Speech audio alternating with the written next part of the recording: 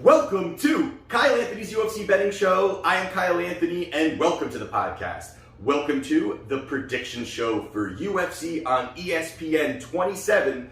Cory Sandhagen versus TJ Dillashaw. The return of the snake is back. Exciting main event, and really this card in general is pretty stacked. I mean, it's exciting for entertainment purposes as well as wagering. I mean, if you put a title fight on top of this card, it's a pay-per-view. I mean, I really like this card a lot. Really excited about it. Love the betting spots as well. Currently right now, I have a package up on WagerTalk. 3 plays up there. 1 play is a 4% best bet play. I'm going to be adding a 4th play and possibly a 5th play. So really excited about this card. Got a lot of angles that I like. A couple things I want to look at a little bit further, but I do have 4 plays that I do like, and I'm going to be probably doing that right up tonight. So clients will be receiving that, tonight, tomorrow, when I do release that play. So I'm going to be having more plays. I do really like this card. So, one thing is we have been cashing in very nicely here this summer. Of the last 6 UFC events, we've cashed in on 5 of them, plus 21 units over that span.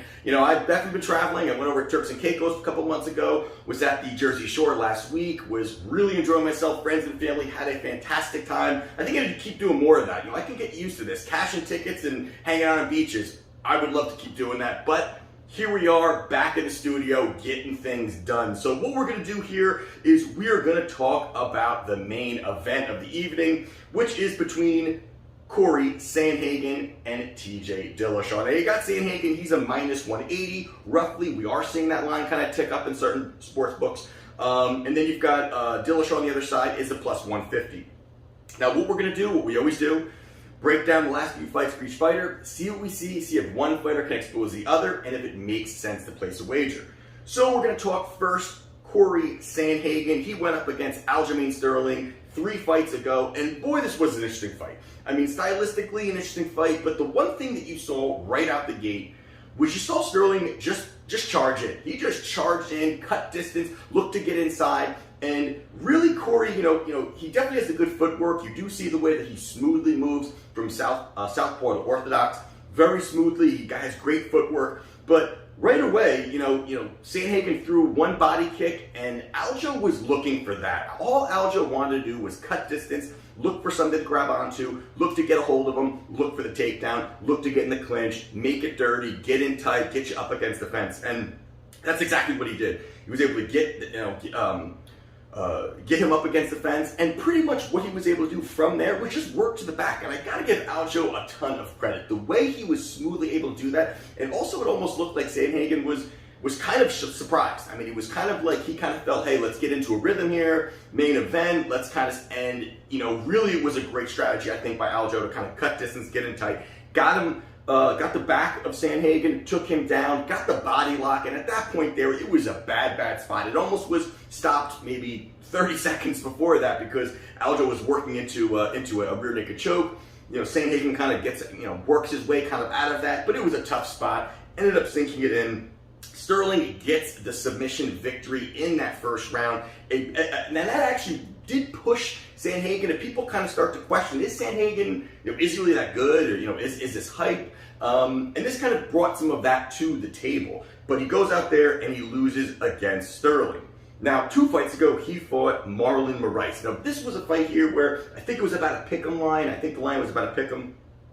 And the one thing about here, where you take a look at it, is really the thing where Cory Sandhagen, and the way that he moves, and the impressive part of this fight was you've got, obviously, you've got the lankiness and everything of Sandhagen, the way that he kind of moves around, the lankiness, the rangy striking. But on the other side there, you've got Marlon Moraes, who is a fantastic kickboxer, lots of power, able to utilize a different striking. Now, the gas tank has always been a question mark for him, but I really liked how comfortable Sandhagen was at range, kickboxing with an elite level kickboxer. I thought it was really impressive. Obviously Sandhagen has the ability to kind of work out, work from the outside. He's got fantastic striking himself, so it's not like it's anything too shocking, but I just loved the way he was utilizing leg kicks. He was softening up Marlon Moraes, really setting up some nice combinations, and I thought it was very interesting the way that, Moraes was kind of trying to work his way in, wasn't able to, and a big part of this also was the volume. I mean, I love the volume that Sandhagen pushes out. I mean, he is really able to kind of go out there, push forward, keep the volume, and the versatile striking. Sorry, I'm a little under the weather if you're, when my voice sounds weird. But the versatile striking, I love the versatile striking that he had. I mean, really, it's leg kicks. He's switching from southpaw to orthodox. Then he's throwing strikes up top, body kick, a spinning kick, spinning back fist. I mean, he really brings just a big arsenal to the table. And I was very impressed by the way that he was utilizing that. Now, going into that second round, again, it looked like, pretty much an even round. Both of them kind of landed good shots. But the way that it ended, and of course it ended by a spinning heel kick for Sandhagen getting a knockout, but I thought it was the way he set it up was the impressive part. Really utilizing, again, throwing different things, throwing different spinning combinations, throwing, giving different looks to Maurice, and that's what allowed, because you even saw Maurice where he started spinning, it almost looked like he thought it was coming from a different spot, and bang, knocks him out, drops him, Sandhagen gets the finish. I thought it was extremely impressive finish for him. I know Maurice, some people are question marking how good Maurice really is at this point, but he goes out there, gets the job done, second round knockout, victory. Now, most recently, and both of these guys' most recent fights, we're not going to talk much about, because most recently, he fought Frankie Edgar. Now, we're not going to talk about this. This was a 28-second fight, not long. Frankie looking for the takedown and the flying knee that goes up, which is going to be immortalized, and probably going to be, Frankie's going to be, even when he's retired, or whatever the hell he's going to be doing, you're going to see Sandhagen and this knockout for a very long time in many, many highlight reels for an extremely, extremely long time. Even the Marlon Moraes, those are both, coming off back-to-back highlight reel knockouts. Very impressive for him. Not going to break this one down. Nothing to talk about here. Frankie looked for a level change, and there you had Sandhagen land the knee that ended the fight. First round knockout for him. So now we're going to go and we're going to talk. I got to get through this here. Now we're going to talk about TJ Dillashaw. Now, 3 fights ago, he fought the first time. He fought Cory Garbrandt. Now, this obviously, again, some of these fights we've talked about here on the show before, but it obviously takes a little bit away from it from the time that TJ's been out. We're going to run through this pretty quickly here because there were some time ago. But the first fight that they had between Cody and TJ, the interesting part of that first fight was that first round, they actually, they kind of were relaxed. I mean, for how much hype was going and how much hatred and bad blood, both guys really were getting the feeling out process, staying at a distance, working angles, a few combinations, a pitter-patter shot. You did see Cody kind of lunge in with some big, a big combination, then kind of backed off, and then you saw, TJ, maybe threw a quick combination, backed off. A lot of times you did see TJ, smiling, grinning, trying to get, almost, and that's obviously, that TJ has that, even on the fight poster, they've got TJ's grinning. I mean, that smug look, I think everybody wants to punch. But he goes out there in that first round, not much happens. Up until the end of that first round, you did see that Cody, a big exchange, Cody drops TJ, and if this fight was another 10 seconds long, fight's over, Cory Garbrandt wins, and that is a different universe that we are not in, because in that second round is when TJ goes out there, lands some nice shots. He goes out there, lands the big head kick, which drops TJ lands the big head kick that drops Cody, but Cody actually, I gotta say, kind of bounced back from that. Dropped, bounced back up. He wasn't, as good as the shot looked. I thought it could have possibly ended the fight, the way you see it. But he ended up bouncing back, and again, stands in the pocket. You do start to see the emotion come out, and everybody knows that Cody has that issue where he just gets the emotions, just wants to fire, stand toe-to-toe. But he goes up there, they start exchanging a little bit after the head kick, lands the big shot, drops Cody. Cody goes down, TJ gets the fight, wins the fight, finishes with ground and pound. So there you have it there. TJ wins a second round knockout. Then 2 fights ago, he fought Cody again a second time. But this is a fight again, these 2 fights, I don't really want to break down because there's not much really here. This was another fight here where, the exchange just happened. You've got Cody who really pushing, gets emotional. As soon as he He wants to throw out a big shot. He wants to, get the exchanges. Does not have the chin to do something like that. So, excuse me. So TJ goes out there, lands a big shot, drops him, finishes the fight. Fight over. Again, I don't really want to get into this fight. Not really too much to talk about. And then most recently against Henry Cejudo. Again, a fight I'm not really going to talk about too much. I'm sorry. I know normally I dive into all of these so much. One, I'm a little under the weather. Two, there's not much to break down here. I really want to kind of wrap it all together because I've got a lot to talk about there. But against Henry Cejudo, that's where the EPO kind of maybe happened there. But either way, Henry Cejudo goes out there, gets the knockout victory in the first round in 32 seconds. TJ loses, Henry wins, and there you have it there. So, with that being said, now you take a look at these two guys. Now, obviously, you've got both these guys have got great striking. They're well-rounded fighters. You've got all of that. You've got the awkward style of Dillashaw. You've got the smooth transitioning from southpaw to orthodox for Sandhagen. And those are obviously some of the big things. But what I do like really about Sandhagen is the flow state that he's in. And really you see him elevating fight after fight, the way that he moves and how smooth he is, how those combinations flow out. Again, we talked about a little bit about, in the Moraes fight, it's just the way that he moves is just very, very smooth. He seamlessly is tying these combinations together. Very seamlessly, and he's tall and lanky for the division, very rangy striking. That's a lot to overcome for anybody. And cutting the distance may be the path to victory for Dillashaw, as you did see with Sterling, maybe utilizing some wrestling, maybe utilizing some grappling. That's going to help possibly start to get things going for Dillashaw in those spots. And I think that's a big part. But I think obviously the elephant in the room, when you talk about this fight, when you watch any YouTube show, any show at all talking about this fight, is the EPO. Is how is it going to have affect him? Is it going to, how much is it going to affect him? How long did he use it for? Was he on it his whole career, and now is he off it, and this is really going to hurt him? And there's a lot of those questions. Those are things we're never going to know. Obviously, it sounds like, and even Dillashaw just talked about it on his interview. I think it was today. He had said they had tested samples from his past, all of it. I guess they've got a room of urine. I'm not really sure what's going on, but they tested all these past urine samples, retested them. All of them came clean besides that one. So I guess you take that with a grain of salt. But I think it's the combination of a few things that I don't like TJ Dillashaw.